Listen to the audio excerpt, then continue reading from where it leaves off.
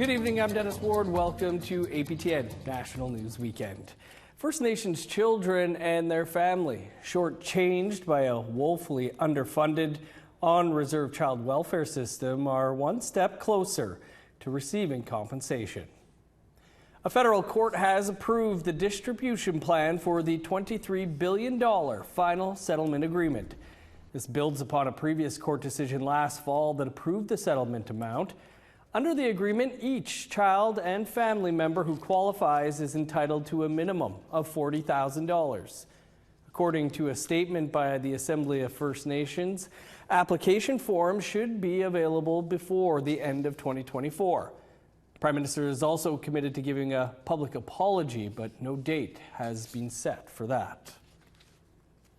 The Manitoba government unveiled more details about the 5-stage plan to search the Prairie Green Landfill for the remains of Mercedes Myron and Morgan Harris.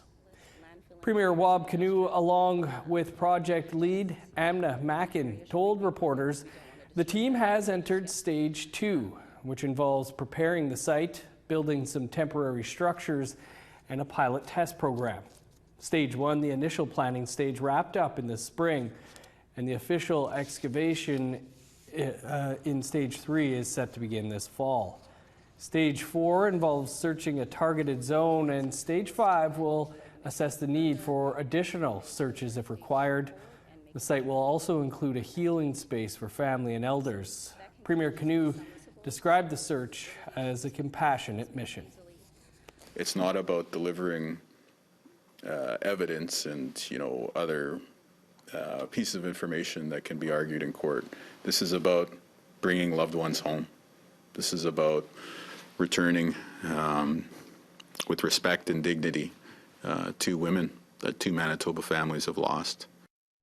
Meanwhile, spirits were high as the family of Morgan Harris celebrated her birthday with a memorial powwow last weekend. Harris is one of 4 Indigenous women murdered by an admitted Winnipeg serial killer. Her family found out last week that the Manitoba government has started the process to search that landfill for her and another victim's remains. Sav Jones spoke with 2 of Harris's cousins. I'm here at Camp Morgan next to the Brady Road landfill south of Winnipeg at a memorial powwow for Morgan Harris. With me is her cousins Melissa Robinson and Kirsten Witwicky. Thank you so much for joining me today. Can you tell me why you wanted to hold this powwow for Morgan Harris? Well, the idea behind it was to honor her for her birthday. With her birthday just passed on June 12th, we want to do something big this year for her because as a family we said, you know what, she deserves that much. So let's celebrate her in a good way, and we want to have a powwow for her. Yes. And on Tuesday, Manitoba Premier Wab Kinew announced that the landfill search has actually been, the process for it has been ongoing for a few months now. How did it feel to hear that news? It's just like a weight off your shoulders. It's a pretty amazing feeling to know that things have already started and there's actually some action and not just words. So that's it's a pretty amazing feeling, Yeah. Because we definitely went in on Tuesday thinking, oh, here we go again, another meeting, another hurdle to jump over. But to hear that, ground has been broken, our healing lodge is close to completion, and hydro lines going in over there, it was very exciting. Like exactly like my cousin said, it was like that weight off of our shoulders lifted. We've been in this fighting stance for so long now, fighting each level of government to have this landfill searched, and here we are finally now getting it done. So, it means a lot to our family. And so how old would Morgan have just turned? She would be 42. Yeah. And what is something that you would both love for people to know and remember about Morgan? She was feisty. I would agree. She was, I think I'm 6 months older than her. But she, feisty is the word to use it, but it was never turned towards her friends or family. It was always very, she was extremely loyal in her feistiness. Our 100-pound bodyguard. Well, thank you. You know, that's a great place to end it, and thank you so much for taking the time to talk with us today. Thank you so much. Thank you. Thanks. Back to you in studio.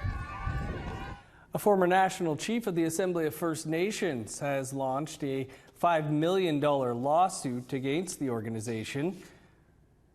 Roseanne Archal was the first woman to be elected national chief of the AFN in the summer of 2021, but she was often at odds with the regional chiefs that make up the executive during her time in office. In 2022, Archibald faced allegations of workplace harassment by AFN staffers.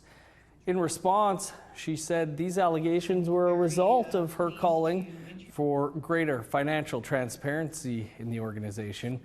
Archibald was ousted from the national chief position at a special chiefs meeting in June 2023. The statement of claim says she is seeking damages for defamation, breach of contract, and negligence. Cindy Woodhouse-Neepanak was elected national chief in December 2023. In an emailed statement, the AFN said it will not comment on the ongoing litigation.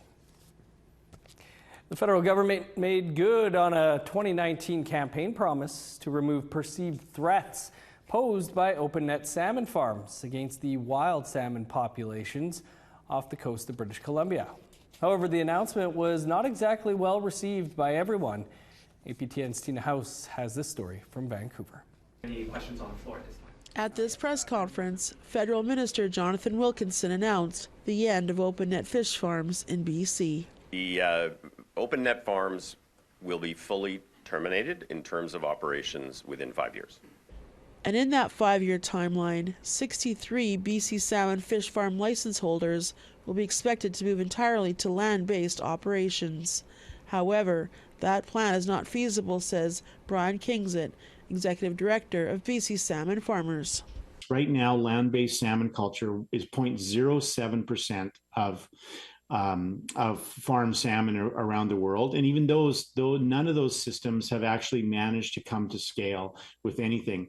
The biggest one, which has had more than $1 billion poured into it, has now lost 98% of its value. So asking investors to move to this with no support, which would be massive, is simply impossible in the rural areas that the First Nations and the companies work in. Kingsit says that a lot of the salmon farming operations are located in remote First Nations territories where they are not on the power grid, and it's not an ideal condition for a full transition.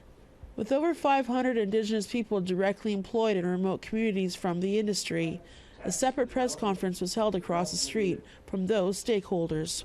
5 years to transition to land-based or closed containment in my territory is the same as shutting our operations down. We do not have the land or the supporting power infrastructure to do this. Chief Bob Chamberlain says there are 120 First Nations in BC who support the government's plan to shut down these farms because they strongly believe that fish farming is bad for the wild salmon stock. When the Wild Salmon Alliance began to inform First Nations of the rationale for being supportive of the removal, it's based upon fact. Being able to draw First Nations that have Aboriginal rights to fish that are dying at fish farms from sea lice and disease and pathogen and bacteria, it's a step forward in reconciliation. However, these chiefs say with a lack of consultation, the decision to remove the farms will have a dire impact on their remote communities. Tina House, APTN National News, Vancouver. Graduation season is upon us. We'll take you to one in Treaty 1 territory after the break.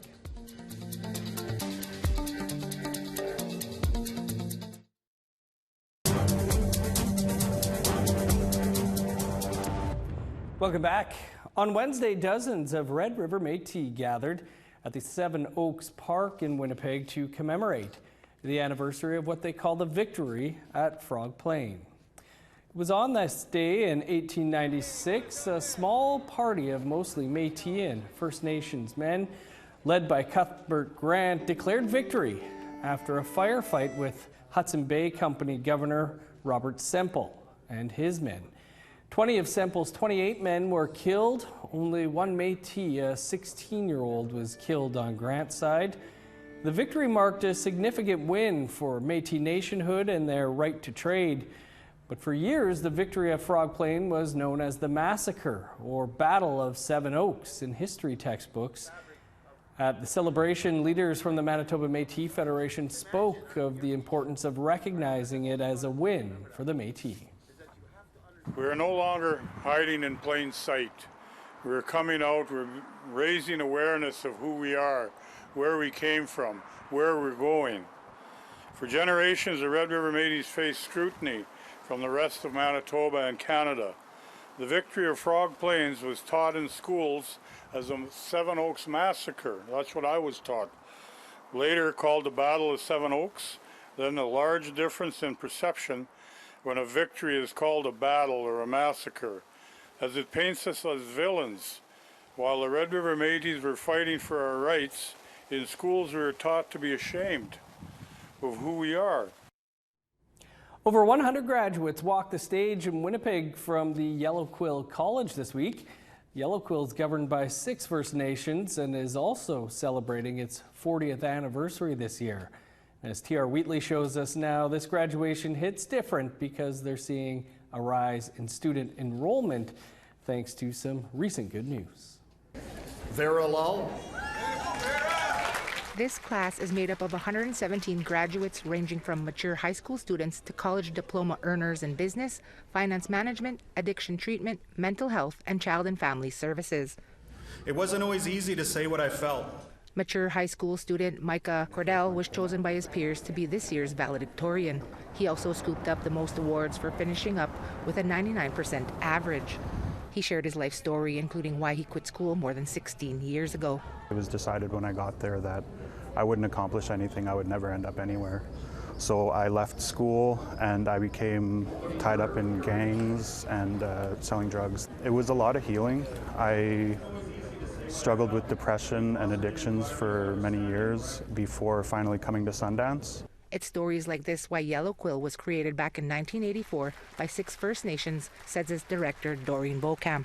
At that time, the Tribal Council didn't see a lot of progress of their students in mainstream schools. While administrators are happy to see the high number of grads this year, they've been heavily preparing for the next school year. Earlier this week, the province wrote them a letter. Approved to grant degrees. Under Manitoba's university degree legislation, Yellow Quill is qualified to grant Bachelor of Arts degrees. The first 2 being delivered this fall are for teachers and social workers. Yellow Quill has accreditation with the World Indigenous Nations Higher Education Consortium. However, this added step will put the upcoming grads at par with the other 4 provincially run universities. I think people will be more accepting of the college in terms of legalities and can we get grant degrees or not, and yes, we can now. Excellence, Caitlin Schwan.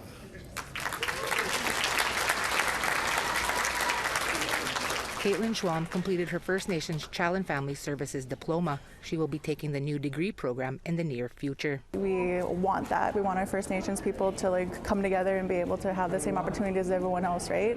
Because I feel like we're owed that much. And I think it's a really big door that's going to be open for a lot of future generations to come.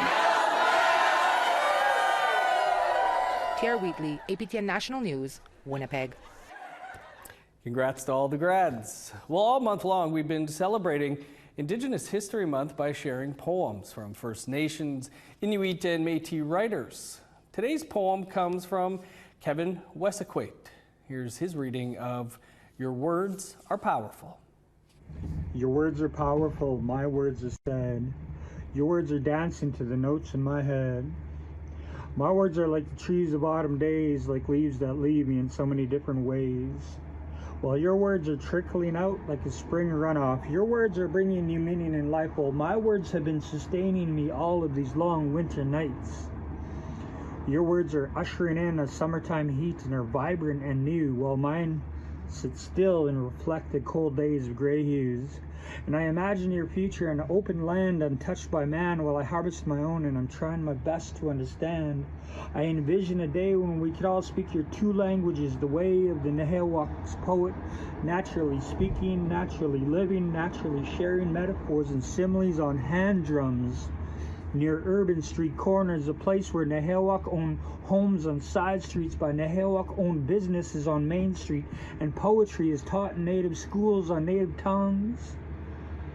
Because your future is bright and nature has always been known to change. Because we'd all be beyond prejudice and hate. We'd be too busy trying on our latest traditional trends all up and down the block, from ribbon skirts to ribbon shirts.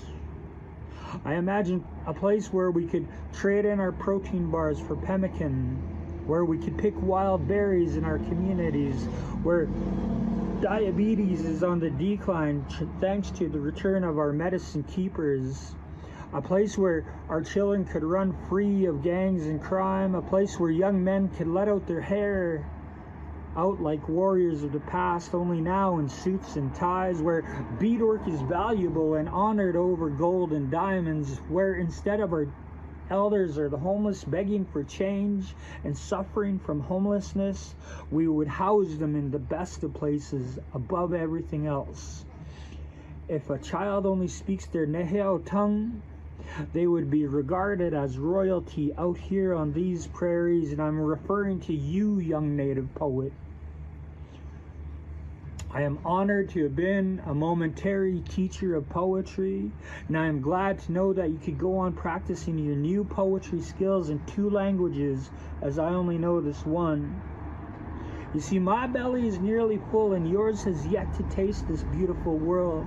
So let your spoken words fancy dance near my inner eardrum, swift to my heartbeat. Let your spoken words lead you out into that open wild, and don't be afraid and don't look back, young native poets, because this is where I make my stand.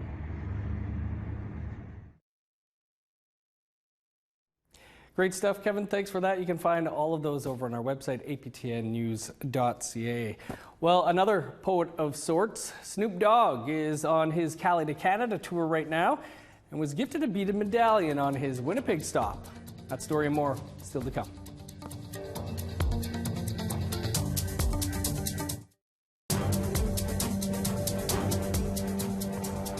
Welcome back. The Institute for the Advancement of Aboriginal Women in Edmonton has been offering their services for 30 years. And for the past 5 years, they've been helping find employment for Indigenous women. APTN's Chris Stewart has more. This day, the Institute for the Advancement of Aboriginal Women is offering a workshop on careers in the aviation industry. An industry expert is detailing various careers available, from air traffic controller, flight attendant, or mechanic. Alison Poiron is a training supervisor. One of the ones that she is going to talk about is mechanics. She was a mechanic fixing planes, so she's really passionate about that. So she's going to come in and talk about that. And that it's not just a male-dominant role, that there's positions there for women if they want it as well. Muriel Stanley Van began the Institute in 1994. Her daughter Rochelle is CEO. For 3 decades, the Institute has been providing housing assistance, financial literacy, and violence prevention programming, and job training. In 2019, they began offering free job entry and retention programs with the goal of helping Indigenous women find a career and keep it. The need is so great that we needed time to kind of get ourselves in order and know what we're doing. So that kind of took some time, but now, yeah, our numbers are increasing every year, and it's great to see Indigenous women who are getting the training and also getting employed, which is so important. She says the feedback has been very positive. We do have the opportunity to, provide more employment to Indigenous women. We believe that helps the whole family, and then in turn, deals with the cost of living issues that are out there, all those types of things, confidence building. So it is kind of a game changer in our regards, in that once they're employed, things start to fall into place. You can find more information at iaaw.ca. Chris Stewart, APTN National News, Edmonton. Looks like good work being done over there. Well, hip-hop legend Snoop Dogg is on his Cali to Canada tour and rolled down the streets of Winnipeg this past week. And one woman from Pimachikamak Cree Nation got an opportunity for her beading to be gifted to the big boss dog himself. With more, here's T.R. Wheatley. Oh, that's so cool. Oh, I love how you did that. Brandy Boubier is seeing this custom artwork piece in person for the first time. A dear friend of mine, she was going to make it, and she was saying, like, I'm struggling with the design, and I feel like I'm not supposed to make this. Like, maybe, like, reach out to my friend Lisa. She does deadly work too. Despite the concert being 5 days away, Lisa Muswagan said she was up for the challenge. When I looked at it, at first she gave me like the letters like Snoop, and it had like a leaf on it, and I was like, if this is gonna go to Snoop Dogg, it has to be like really dope. Muswagan ended up giving it a 3D style, one that she says makes the medallion stand out in any kind of lighting. A lot of thoughtful thinking, like, hey, the hair has to be matted, his shirt will be shiny, like the mustache and the goatee has to be matted to kind of give it the hair feel. And so it was just kind of like a lot of strategy, very thoughtful process. So Snoop Dogg, wear this with pride because it comes from Winnipeg, Manitoba, Treaty 1. Boubier did get the medallion to the artist. While it didn't make an appearance on the main stage, Muswagan remains grateful for the opportunity, reminiscing about her days as a teenager on the res, listening to the Dog Father.